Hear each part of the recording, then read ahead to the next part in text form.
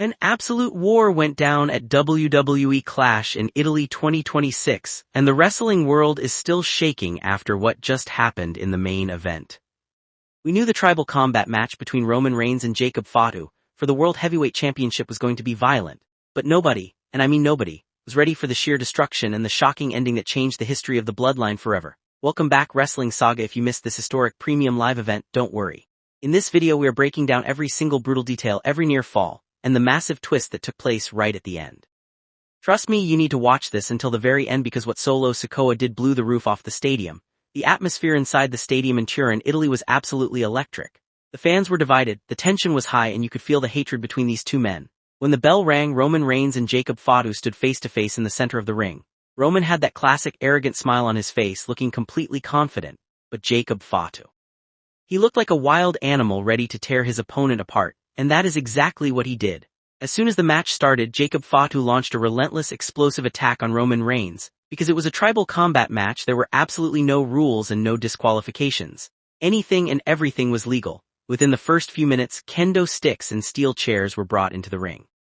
Jacob Fatu caught Roman with a vicious Kendo stick shot right to the ribs, sending the champion crashing to the outside.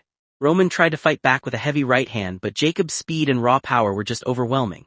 He picked up Roman and drove him spine first into the steel ring steps, leaving the champion gasping for air. Jacob Fatu wasn't done yet.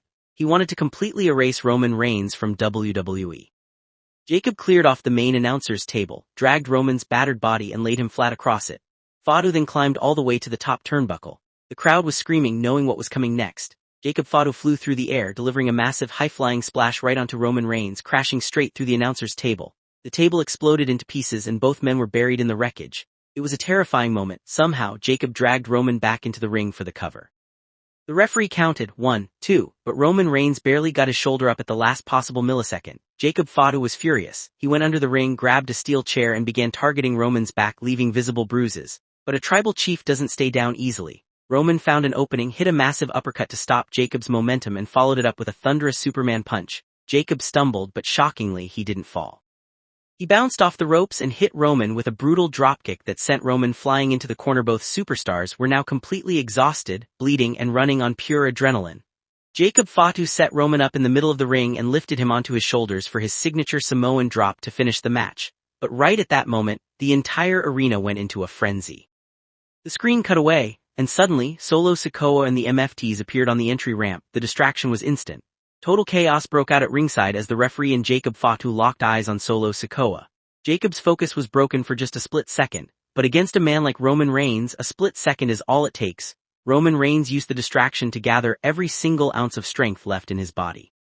He let out a primal, stadium-shaking roar, sprinted across the ring and hit Jacob Fatu with the most devastating, high-impact spear we have ever seen. The impact was unreal. Jacob Fatu folded in half and hit the mat like a sack of bricks. Roman immediately went for the pinfall. The referee counted 1, 2, 3. Roman Reigns did it. He survived the nightmare and retained his championship and his seat at the table. Even though Roman won, the story is far from over.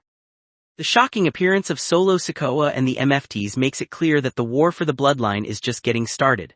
Now, the biggest question is, will Solo Sikoa finally acknowledge Roman Reigns as his true tribal chief, or was this arrival a warning sign that a much bigger betrayal is coming to SmackDown? Who do you think is the real leader of the Bloodline now?